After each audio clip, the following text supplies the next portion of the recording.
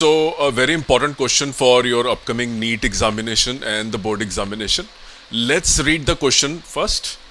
There is a uniform electric field pointing in the positive x axis in a region. Okay. Let A be the origin. Let B be the point on the x axis at so and so, and C be the point on y axis at y0. Find the potential at points.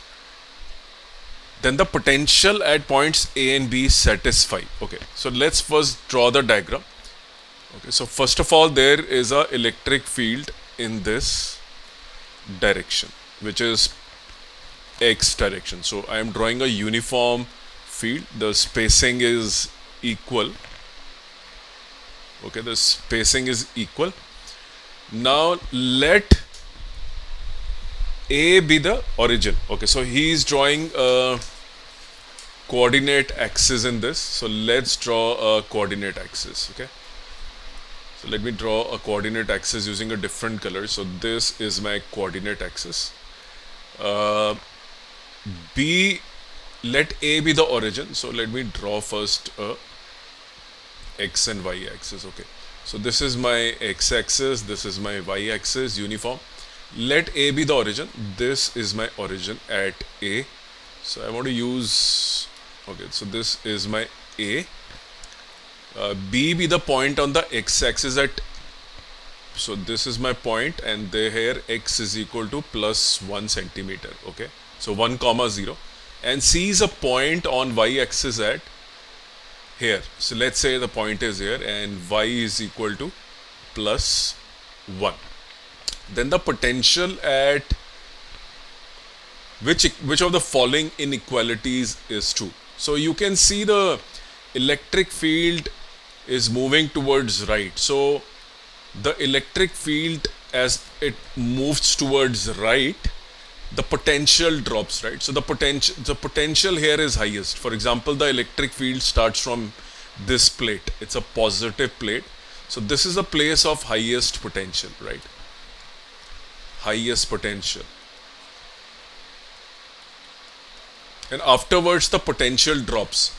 Electric field, the direction in which the electric field moves, the potential drops. Okay, so the potential is dropping.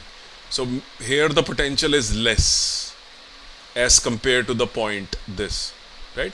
At this point it is more than this point, right? Because the potential drops as you move from left to right in this case. Let's look at A, right? A and B. So A is here, sorry, A is the point here, this is the point B, and this is the point C. You can see the potential at A and C is identical because they are in the same plane, right?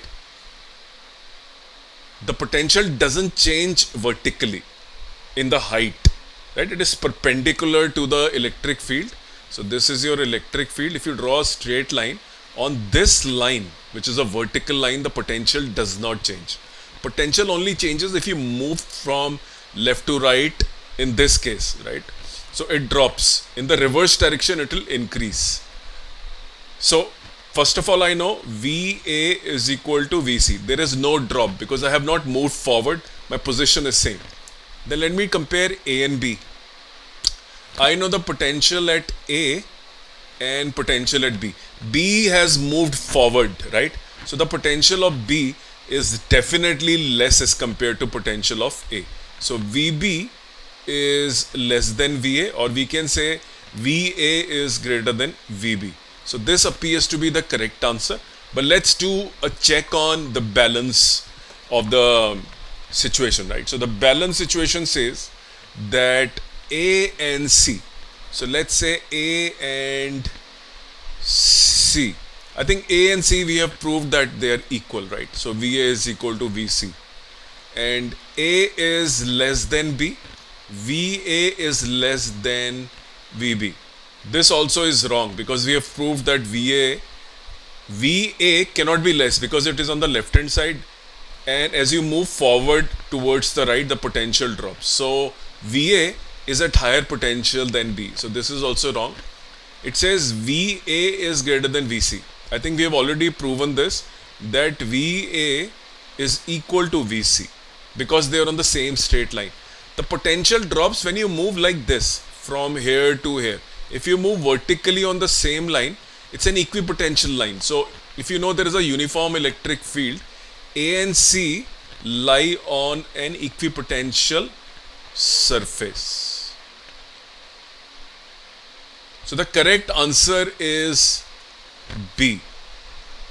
I hope this made sense to you. Very important question for those who are preparing for conceptual type of problems. You can watch my playlist on the YouTube channel.